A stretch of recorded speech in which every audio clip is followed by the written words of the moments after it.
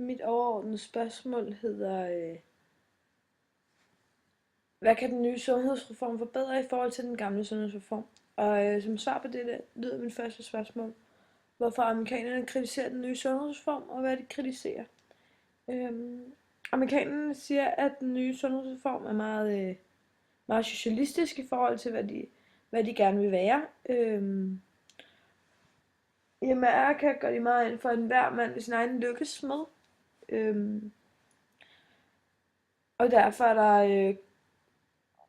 derfor kan vi se i velfærdsmodellerne i bilag 4, at det der er mest fokus på, det er personer i akut nød.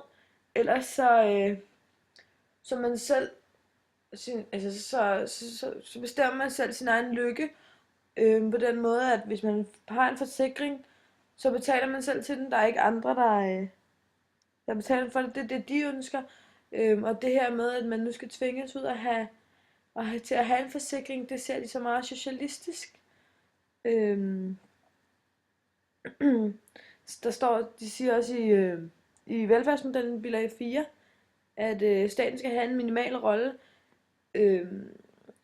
Og derfor så er det her med, at staten skal til at bestemme, om man skal have en forsikring, nej, det er ikke noget de ønsker. Det ligger ikke op af, hvad Amerika normalt er.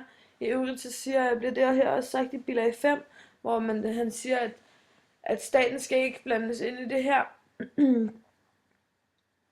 Han siger også i bilag 5, at staten kan ikke håndtere de penge, de allerede har. Han siger, socialvæsenet og Medicare mangler penge. Postvæsenet har problemer. Hvis de ikke kan klare det, hvorfor så overlade en 7/del af økonomien til dem? Og her ved en 7/del mener han den her nye sundhedsreform.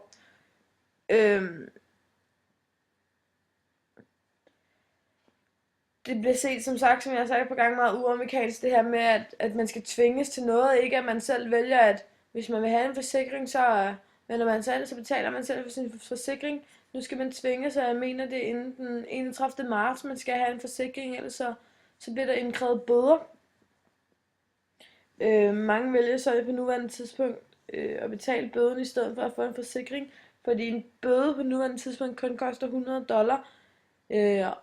Og man kan sige, mange vælger at betale det i stedet for $2.000 årligt for forsikring. Bøden bliver sat op på et tidspunkt til $600, så kan man jo se, så er det meget muligt, at folk de vælger at få forsikring i stedet. Men på nuværende tidspunkt, så tænker folk, at $100, det vil jeg hellere end de her $2.000 om året. Mange har frygt for at blive ruineret ved den her nye sundhedsreform. På den måde, der bliver sagt i bilag 1, min indkomst var for høj til at få tilskud fra staten, men for lav til at have råd til at betale præmien, fortæller Hågen. Og med præmien, der mener han sundhedsreformen, men man skal betale den her forsikring med hensyn til, hvor meget ens årlige indkomst ligger på. Og hvis den ligger lige på vippen, så er det særlig mange penge, man har til resten af hjemmet. Derfor mener mange selvfølgelig også, det er for dyrt. Så var man bange for at dø af en ubehandlet sygdom, især hos de ældre, som kan have sådan en slags ældrehjem. På PowerPoint fra den 9. første står der, at de ældre får bare en pille, og kan så få lov til at dø.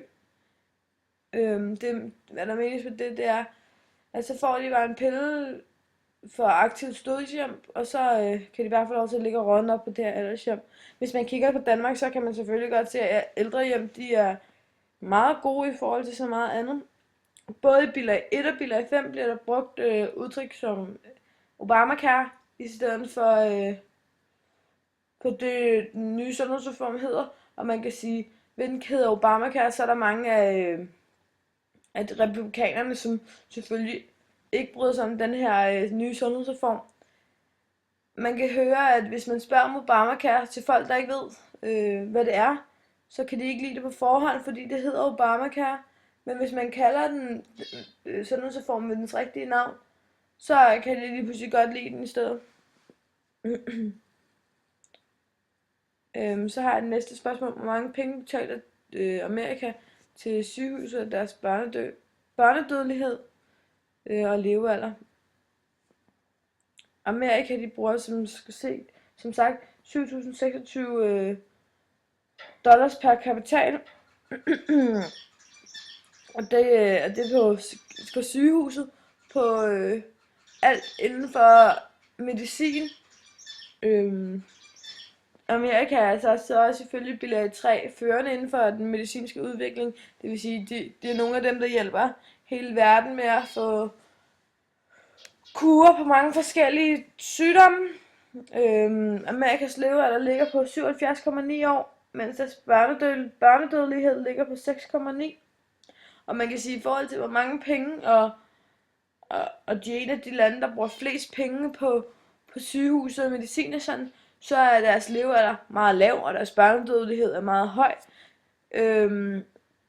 Men man kan også sige, at de har, med hensyn til børnedødeligheden, så har de rigtig mange teenage-mødre, som i en meget ung alder for børn. De har ikke penge til, mange har i hvert fald ikke penge til den alder for at forsikre sit barn, og derfor, når det ikke er forsikret, eller de ikke kan få helbredt hjælp af sygehuset, så stiger børnedødeligheden. En af grundene til, at Amerikas meget, meget lave levealder kan også have noget med det høje kalorieindtag at gøre, de har derovre. De er et af de lande, hvor der er flest tykke mennesker, og så er der også selvfølgelig også andet risiko som våben og meget andet. Og det er både bilag 3 og 2, man kan høre det her, eller man kan læse om det her. Så har jeg det sidste spørgsmål. Her. Kan den nye sundhedsreform forbedre sygehuset, levealderen og børnedødeligheden i Amerika? Altså man kan sige, at alle har mulighed for at blive behandlet, fordi man bliver tvunget til at få den her forsikring. Derfor kan man sige, at når man har den her forsikring, og man er tvunget til at have den, så hvis man har en lille ting som kramper i maven, så er der mange, der har mulighed for at blive tjekket, og man kan sige, at kramper i maven kan lyde som ingenting, men nogle gange kan det være en stor ting, og derfor har man mulighed for at redde den, hvor det er en stor ting, at man har kramper i maven. Der står sådan her i bilag 1, der sad jeg og tænkte, Gud skal takke og lov, for jeg har en sygeforsikring. Han havde fået en buld på ryggen, og blev helbredt i et andet land, og skulle ikke betale eller noget på grund af den her forsikring, han er tvunget til at have i sin stat. Der står også i bilag 1, at ingen frygter at ryge pengekris, derfor bliver de også tjekket for småting. Altså, ved at man betaler den her forsikring i forvejen, så skal man ikke bruge mange penge for at komme ind og bare få et tjek. Man skal ikke bruge mange penge på at få en operation, fordi man er i forvejen forsikret. Til gengæld kan man sige, så er der selvfølgelig også de dårlige ting ved det. Ved at der er så mange, der har den her forsikring, så kan alle risikere at gå ind og blive tjekket for de her små ting, som der kunne være.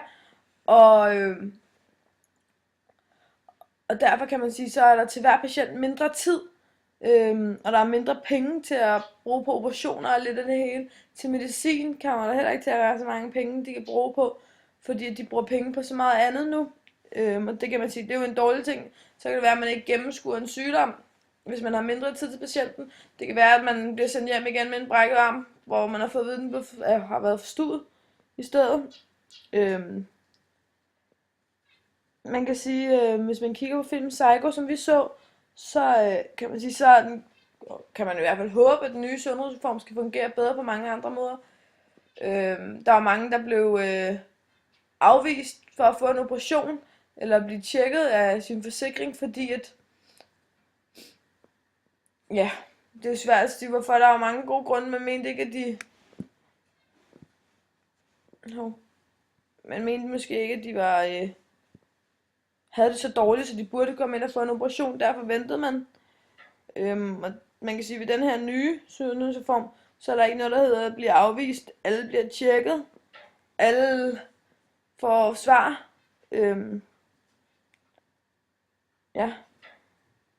Så kommer der til at være problemer med adgang til sundhedsydelser. Det er der i dag med den gamle sundhedsreform, så det kan man håbe, den nye også forbedrer.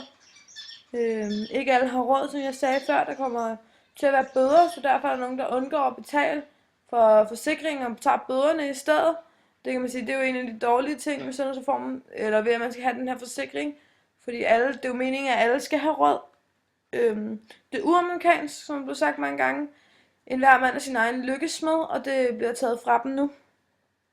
Øhm, men man har altså der er mange, der er imod det her med den nye sundhedsreform, fordi de mener, at man har et valg uanset. Der er kirker, som gerne støtter om i bibelbæltet, der hjælper de akutte mennesker i nød ved at betale for dem. Mange unge kan have pengene, men har slet ikke lyst til at betale for det, fordi ja, de mener, at de er uafvendelige, de kan klare alt, de bliver slet ikke syge. Så er min konklusion til sidst, det er, at den nye sundhedsreform meget gerne skulle fungere bedre end den gamle. Man kunne kigge på andre lande, som for eksempel vores land, Danmark. Alle bliver tjekket. Vores børnedødelighed, den ligger pænt højt, og vores levealder er også pænt høj. Eller vores børnedødelighed er lav, og vores levealder er pænt høj. Og det er jo fordi, at vi alle sammen har mulighed for at blive tjekket, når vi trænger. Alderdomshjemmene, som de skal få, det er altså også gode steder for ældre. Bare for tryghed og lige blive tjekket op, når man har i sin dårlige tid og har det dårligt. Den her sundhedsreform, den gør også alle lige. Der er ikke nogen, der er for fattige til at have den. Jo, den er vist ikke bliver dyr at betale for. Men hvis man endelig er, og man ikke kan betale den, kan man få hjælp til at få den betalt. Så det gør alle lige. Den hjælper også alle. Altså, der er ikke nogen, der ikke har mulighed for at blive tjekket. Der skulle meget gerne også ske en ændring af levealder og børnedødelighed derovre, ved at alle bliver tjekket, hvis når man er født, når man som teenager er født, så har man mulighed for at få hjælp til at få tjekket sit barn, i stedet for ikke at kunne betale for en operation eller få tjekket barnet. Der skulle gerne komme flere muligheder, og flere skulle blive raske. Der vil selvfølgelig være sine minuser. Det er der også i vores herhjemme. Men det skulle forhåbentlig blive bedre for dem derovre. Sådan ser jeg det i hvert fald.